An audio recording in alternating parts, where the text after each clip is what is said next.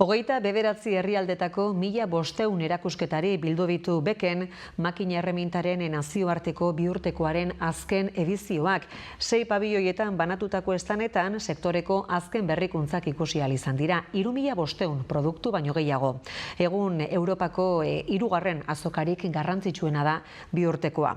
Mondragon korporazioak ere izan du bere ordezkaritza beken, bertan izan dira Avantail, MSI taldea, LKS Next, Fagor Automotion, Danovat Group eta Idekoko ordezkariak, eta injustu ere horietako bat agurtu behar dugu. Oliver Dioslado, kaixo ongi etorri. Hola.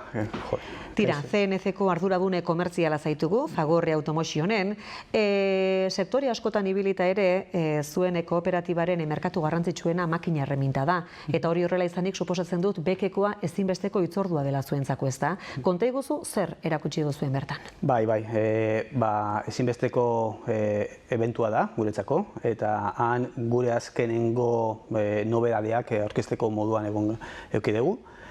Gure 3 negozioetan bakoitzak produktu ezberdinak erakutsi dute. Adibidez, FIPADeko negozioan serie 3 deitzen dugun kode linealak edo rotatiboak erakutsi dugu.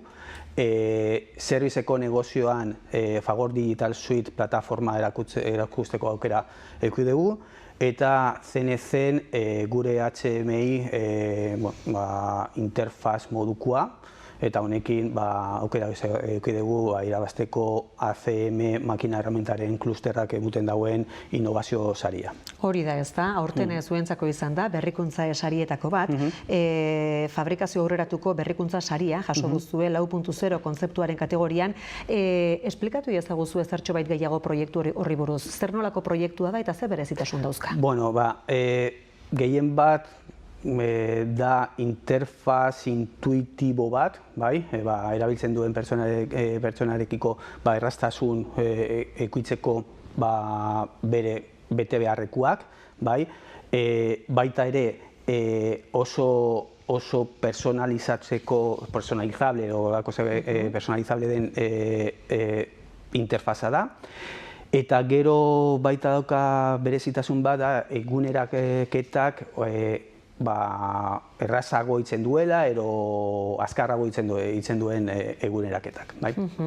Esperotako mugimendua izan da, zuen estandean, ze balorazio egiten duzu alde horretatik? Bai, egun guztiak gure estan jendez beterik egon da, bai bezeroak eta bai beste bazkide etorria dute ara.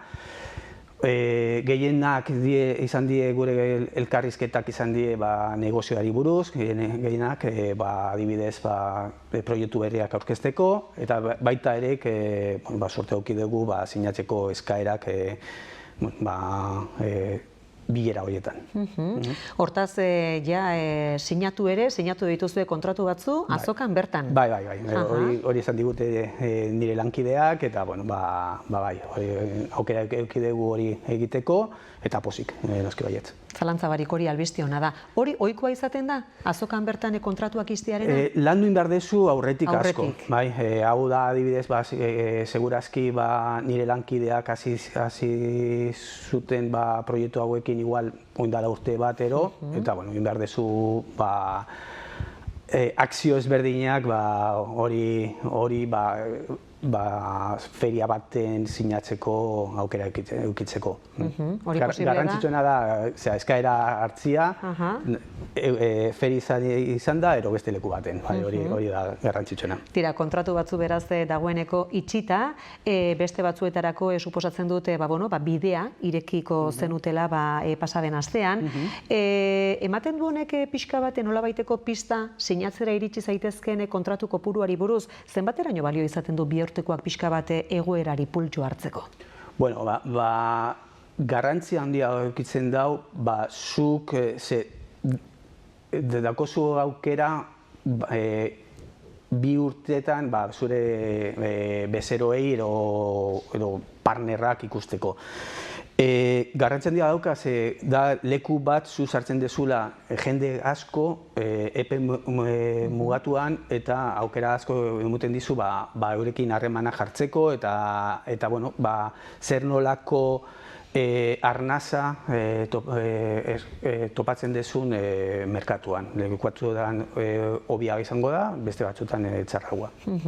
Tira, azoka honek balio izaten du produktuak erakusteko, jasotako errekonozimenduak ere jaso daitezke, hori da esate baterako aipatu moduan zuen kasua, bezero berriak egiteko.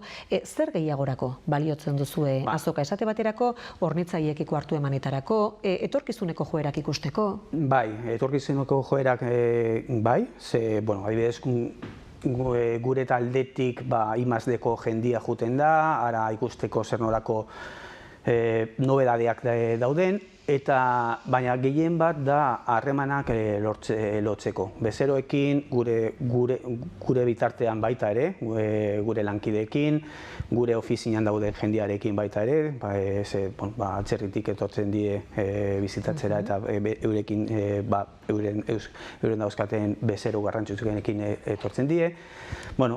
Gehien bat harremanak lotzeko eta aukera paregabea da eta horretan egoten geha. Merkatu guztiak ez daude, hain indartsu, hori kontuan izanik sumatu duzue nolabaiteko geldialdirik edo motelaldirik? Guk egia esan da ezain beste. Egia da pandemiatik ezkero dirudi gauzak moteldu egin direla, baina guk ez dugu sumatu hainbeste hori. Egia da momentu honetan igual Europa aldian ikusten dugula moteltasun hori, baina beste herritan ondo ikusten dugu salmentak, proiektuak eta etorkizuna.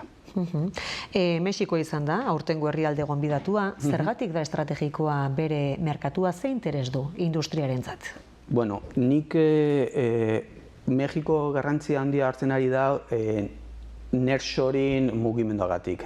Nearshoring da mugimendu bat hasi dela pandemiatik gero, ze pandemian enpresa asko ekizuten arazoak hornitzaileekin materialak hartzeko, eta gehien bat estatu batuetan dagoen industria forza boitzen dugu bere hornitzaileik gertu egotia. Horrezegatik Mexiko hartzen ari dago garrantzia handia, egia da baita ere daukogula tratamendu ekonomiko berezi bat estatu batu eta Kanada eta Mexiko artean, eta horrezegatik enpresa ugari ari die mugitzen Mexiko aldera eta garrantzia hartzen ari dago. Zuek merkatu nazionalean, hasi zineten duela 55 urte, baina gaur egun salmenten 90% atzerrian egiten duzue. Konta iguzu non zaudeten, zeintzu dira Fagor automozionen merkaturi garrantzitsuenak? Guk saltzen dugu 50 herrialde baino gehiago, gehienetan itzen dugu distribuidore bitartez, salmentakoiek, baina guretzako garrantzitsuenak dienak guk daukogun ofizinetan, gure jendia han dauden merkatuetan. Mundu guztian zehar gaude, Europan, Portugal, Espainia, Frantzia, Italia, Alemania, Reino Unido eta ontxe undala gutxi ireki dugu ofizina bat, estruktura bat Txekialdian. Gero Asian daukogu India, Txina, Taiwan eta Korea, eta Amerika aldian estatu batuak, Kanada eta Brasil. Guztira 700 lagun gaude, horietatik 500 bazkideak gare, eta gehiengoak hemen Euskal Herrian egiten dute lan. Eta konta iguzu, kopuru handietako ekoizpena egiten duzue, ala neurrira egindako jantziak dira gehiago. Nolako merkatua da makina erremintaren sektorekoa? Merkatu zorrotza da, zer bilatzen dute? Bai, oso zorrotza da, beti dabiltzate eskatzen personalizazio bat, eurentzako. Hori zaila da komertzialekiko,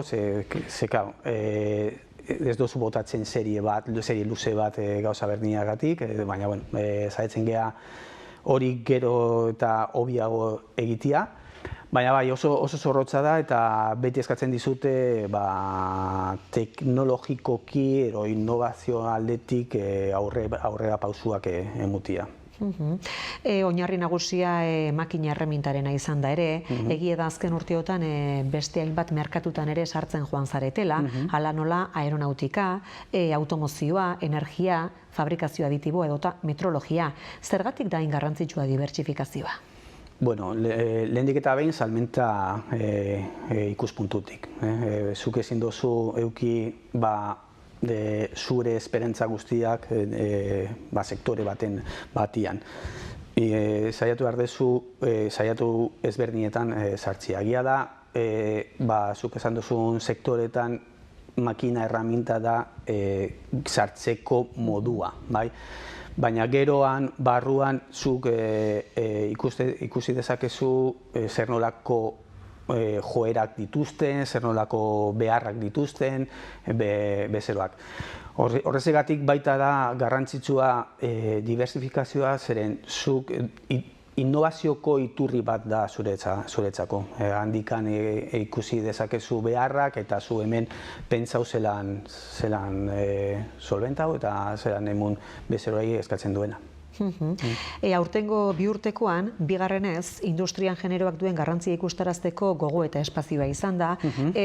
Kultura aldaketa horrek zer nolako erritmoa darama eta zein da esate baterako egoera zuenean? Bueno, egoera motela, oso motela, bai. Ondion gauzak asko egin behar dugu, arlo horretan, emakume gehiago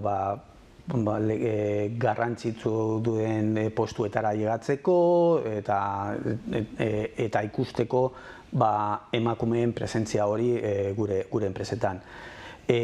Gure enpresan egia da gero eta jende gehiago, gero eta emakume gehiago ari die arduradun postu horiek hartzen, baina ondion esandakoari moduan, ondion lan asko egiteko daukogu. Adibidez, azkenengo datuak akademikoki emakume gehiago daude gizonez baino, orduan berandu ero laizter emakume horiek gure enpresetan sartuko die, eta ikusiko zer nolako moldaketak edo aldaketak itzen dugu, baina egia da, ondion asko egiteko daukogula eta hori potentziago behar dugu. Tira, eta agurtu baino lehen eta Fagorre Automozionen datuetara etorrita, pandemia hasieran izandako geldialdia gaindituta, hazkundea konstantea izan da arrezkero, iaz esate baterako 90 milioi euro inguruko fakturazio eskuratu zenuten, zein da aurreikuspena aurtengo urterako? Bueno, pandemia horretik 53 milioi euro fakturazioa eduki genuen, egoin, esan duzu mozela, 90 ingurukoa. Helburua da hori mantentzea eta gitzea. Plan estrategikoa gabiltzitzen eta gure helburua 100 milioko fakturazioa heltzea da. Ea lortzen dugun eta horretan gabiltzen lan asko egiten. Horretan lanean. Biurtekoaren hurrengo edizioa noiz izango den ere dagoeneko jakinarazi dute, 2026ko martxoaren 2tik 6 izango da. Horra begira, noiz hasten zarete zuek lanean?